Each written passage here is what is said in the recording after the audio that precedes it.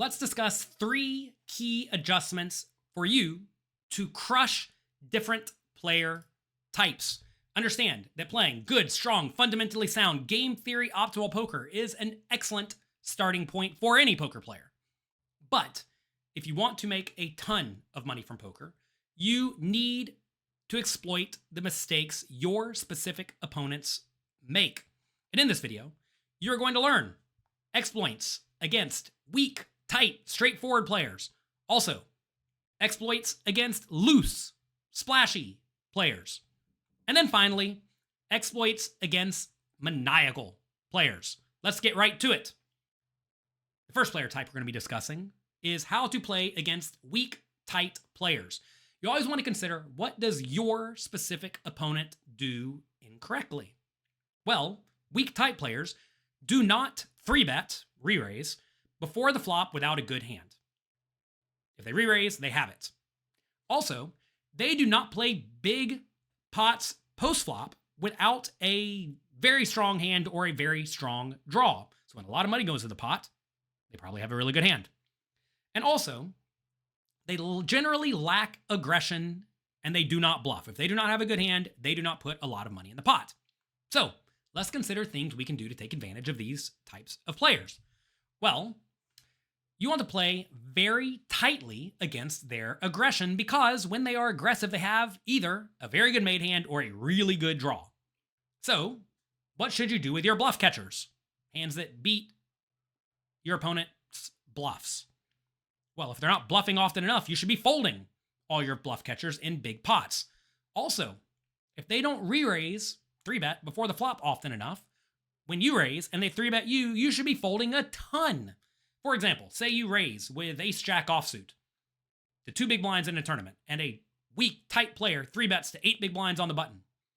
Your ace-jack offsuit should get deposited into the muck pile immediately. It is no good. Get out of the way. You're going to be so dominated. Do not get involved in this scenario. Also, against these players, you're going to want to bet frequently and small on the flop with all of your bluffs and trash, because these players will fold too often. Say you raise from the button and the big blind calls and the flop comes anything. If they check, you should bet small with all of your bluffs. This is nowhere near the game theory optimal strategy on a lot of boards, because you have way too much garbage in your range when you raise from the button and the big blind calls. So you're going to have to check back some flops in game theory optimal world. But if these players are not going to check raise bluff you often enough, and they're not going to check raise for marginal value, stuff like top pair, decent kicker often enough, then you're going to realize your equity better, and they're going to overfold. So you're going to want to bet frequently and small against these players. Essentially, you're going to want to try to play pots against these players heads up, and then you're going to want to look to steal all of the small pots from them. When they're in the big blind, you want to be raising more often than normal, because you want them to play out of position in the big blind. If you raise and they 3-bet you, get out of the way. If they ever announce they have a good hand by raising or re-raising you, it's time to be done. And now I realize, you may say, aren't you going to be super exploitable if you do that, because all they have to do is raise and crush you? Yeah, but you have pinpointed this player as a weak, tight player, and you know that when they apply aggression, they have it. Make sure you're right. If you find that these players check raise you all the time, maybe your assessment is wrong. It's worth noting, when you're trying to exploit someone, you may be wrong. And if you're wrong, you may be the one who's getting exploited. So make sure you've pinpointed your opponent's tendencies correctly. Now let's discuss how to play against the loose, splashy players. These are not loose, aggressive players. These are players who are loosey-goosey. They usually are eating a sandwich. These people like to limp and call raises and try to see the flop. And you're very often going to see these players show down pretty weak hands. Like, say someone raises, someone calls, they'll call with 8-6 offsuit on the button. And then they make a pair, someone bets, they call the flop, and then they'll just check it down with middle pair. If you see someone check it down, and they have, or if you see someone get to the showdown with the 8-6 offsuit on the button, you know they are loosey-goosey. Okay? You're going to find that these players do not like to fold anything, and they won't even fold junky draws. If they get a gut shot straight draw or a backdoor flush draw with an overcard, they are not folding. But they also generally lack aggression. They just want to see if they make a good hand by the river. You're going to find these players do way more calling than betting and raising. Okay? Loosey-goosey having a sandwich. So, how do you exploit loosey-goosey players? Well, never slow play against them. And push equity everywhere you possibly can, which essentially means go for thin value. Normally, say you raise with pocket queens and the big blind calls, and the flop comes king, 6, 2. They check, you can continuation bet, sure, and they call. Say the turn's 7. King high, you have pocket queens. If your opponent checks, this is very often a spot to check it behind, because if you bet and get called or raised, it's usually pretty bad, because your opponent could easily have a king and you're in really bad shape. But against a loose, splashy player, against them, they can call you with all sorts of stuff. Any sort of straight draw, flush draw, any pair, they're going to stick around. Maybe they call with ace high, for all I know. So against these types of players, you're going to want to go for value and maybe even use a medium or large bet size against them if they're not going to fold. So if they're not going to fold anything, you get to value bet way wider. You're also going to want to 3-bet linear ranges against them to isolate their wide pre-flop junky range. Say you know they raise with all sorts of stuff. Let's say they raise with, 50% of hands in the cutoff seat, because they like to splash around. You get to 3-bet much wider and way more linearly than you normally would against a cutoff raiser. And you should not be 3-betting them quite as often as a bluff because they're not folding, right? So you're going to want to take hands like pocket 8s that would normally want to just call on the button and 3-bet them, because quite often you're going to be completely dominating your opponent, even with a middle pair of pocket 8s. Hands like ace 9 suited can easily go for value. King jack offsuit can go for value against these players.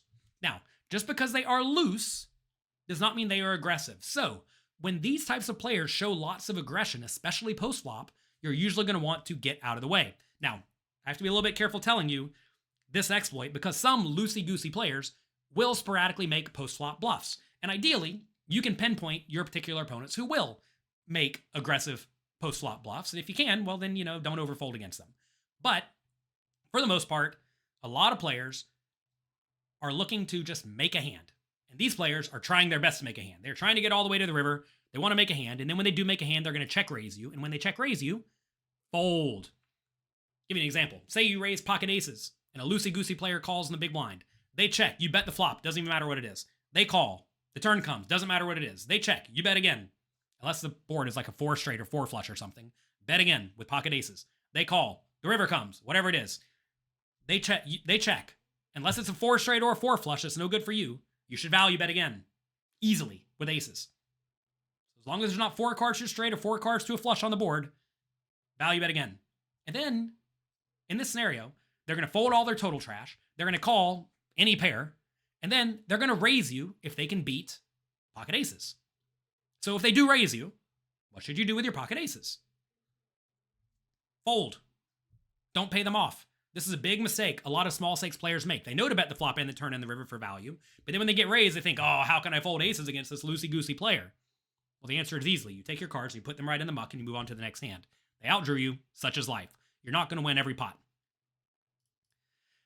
Now let's discuss maniacal players. Player type maniacal. These players are always giving action in an aggressive way. They are raising, 3-betting, 4-betting, whatever they can do to apply aggression because they think people fold too often, which, may actually be true.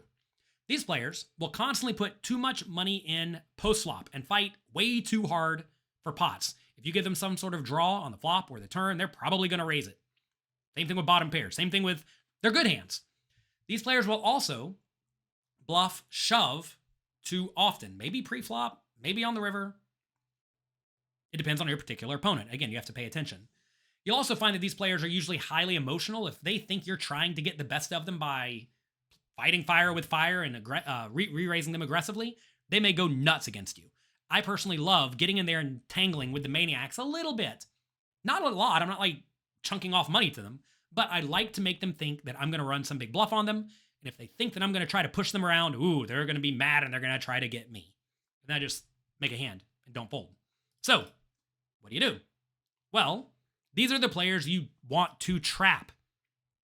If you normally play a reasonable range and you're not check raising the flop too often, when you check raise the flop, most maniacs are going to realize you You probably have a good hand, and they're going to fold. Maniacs will fold if you apply a lot of aggression. So, flop top pair, check call, check call, check call, and try to get to the showdown. Do not check raise and fast play too often. You want to keep them in with their entire range of nonsense, and you do that by not raising. You also may want to induce them with small bets that they may think are weak. I don't do a whole lot of leading on the flop in general with deep stacks, but maybe these are players who you want to lead small against. Say they raise and you call with pocket twos and the flop comes king 7-2, king jack 2, whatever. This might be a spot to bet 2 big blinds into a 6 or 7 big blind pot. They may view this as weak. They may think you have middle pair, bottom pair, and they may blast you, which would be great. If they blast you, look sad and call. Then on the turn, check. They're going to blast you. Look sad and call. On the river, check. Look sad. They're going to blast you. Then don't fold. Buckle up and embrace the variance. Realize that sometimes they are going to outdraw you. Whenever you let your opponent stay in with their entire range, sometimes their entire range ends up making a good hand by the river. But that's okay. Realize, more often than not, you're going to be absolutely crushing these players by simply making a hand and not folding. So that's it. To win at poker, you must exploit the weak players. Weak meaning not just weekend tight and straightforward. Weak meaning not good, strong, world-class players. You want to make a point to classify players quickly by paying close attention to the hands they show down, which you don't always get to see, their pre-flop tendencies, which you always do get to see. You get to see how aggressive and frequently they're playing before the flop, and on the flop in the turn in the river. And you want to see how they're generally acting at the table. If they are in there trying to be the table bully and they've played 45% of hands and they have bet every single flop and they've gone all in on the river 3 times, they're probably bluffing too often. If they're sitting there meekly and they played 1 hand out of 25 and you raise and they re-raise you, they probably have the nuts and you should fold. Pay attention and adjust accordingly. The more information you have and the better you're paying attention, the more money you can make from that information and from your opponents. So make sure you are actively exploiting them. That's me it for today. I hope you enjoyed the video. If you did, click the like and subscribe button down below. Click the notification bell. If you want to learn about other player types, if you have any other type of player you want me to discuss in the future, let me know. I'm always happy to help. Good luck in your games. Have fun. Thank you for being here. And make sure you are exploiting your opponents.